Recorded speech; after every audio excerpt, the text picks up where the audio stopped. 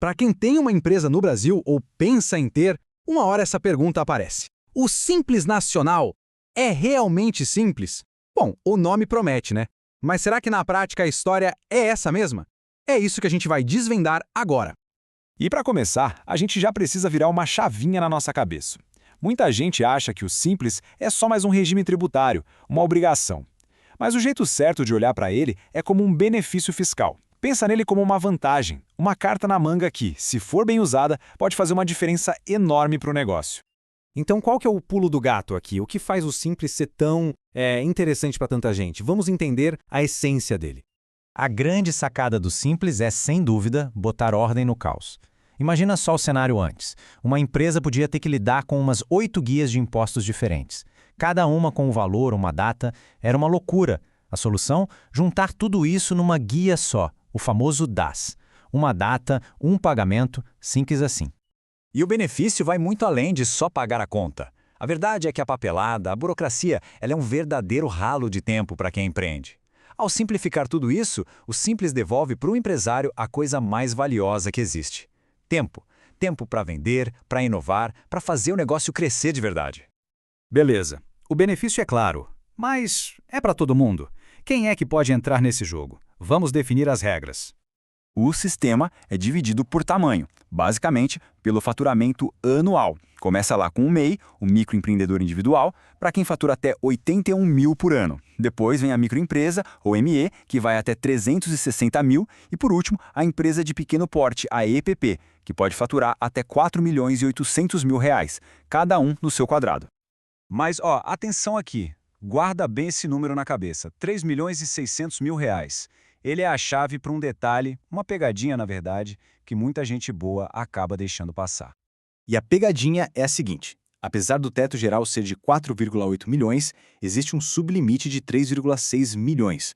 Se a empresa passar desse valor, os impostos que são do Estado, ou ICMS, e do município, o ISS, têm que ser pagos por fora do DAS, em guias separadas. Ou seja, aquela simplicidade toda começa a ter algumas exceções.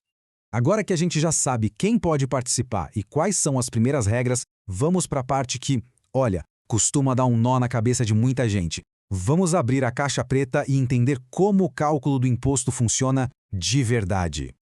O conceito mais importante para entender o cálculo é o de alíquota efetiva. A gente precisa esquecer a ideia de uma taxa fixa, tipo, pago 10% e pronto. Não é assim. A alíquota é progressiva, ela muda. É uma taxa real, que varia de acordo com o faturamento. É essa fórmula aí que faz a mágica acontecer.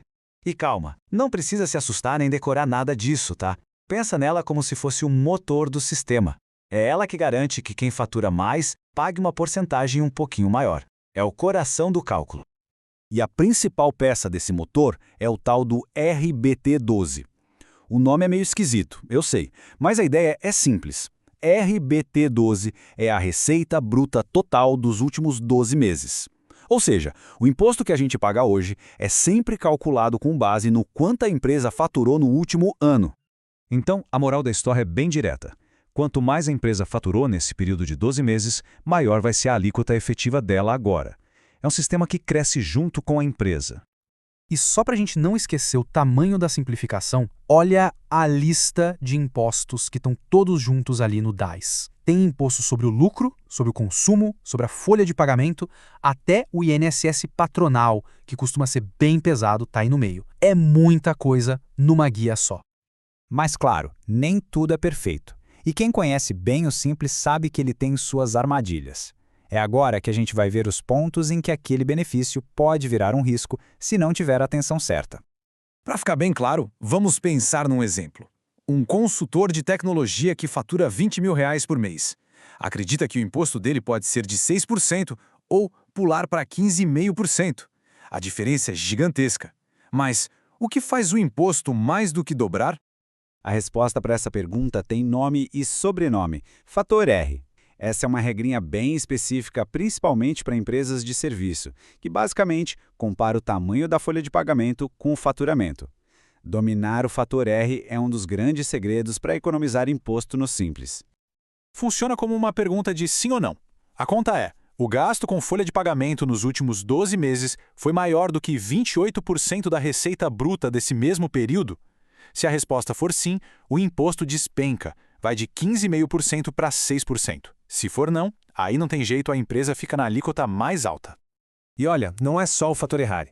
Tem outros pontos para ficar de olho. Por exemplo, empresas do Simples não geram crédito de alguns impostos, como o IPI. Isso pode fazer com que um cliente muito grande prefira comprar de um concorrente fora do Simples. E claro, o básico, acumular dívidas ou exercer uma atividade que é proibida no regime, como o banco, por exemplo, pode levar à exclusão.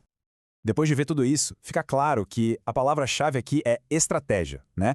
Para fechar, vamos aplicar todo esse conhecimento num estudo de caso bem rapidinho. O nosso exemplo é uma empresa de manutenção. Ela fatura R$360 mil por ano, certinho. Dá 30 mil por mês. Ou seja, ela está ali no limite para ser uma microempresa. Jogando os números dessa empresa na nossa fórmula, a gente chega nesse resultado. A alíquota efetiva dela, ou seja, o imposto real que ela pagaria sobre o faturamento, seria de 8,6%. E é aqui que a gente vê o poder do Simples na prática. Olha só essa comparação. No Simples, a conta dela é de 8,6%.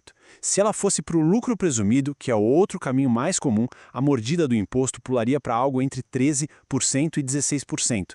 A economia mês a mês é gigantesca.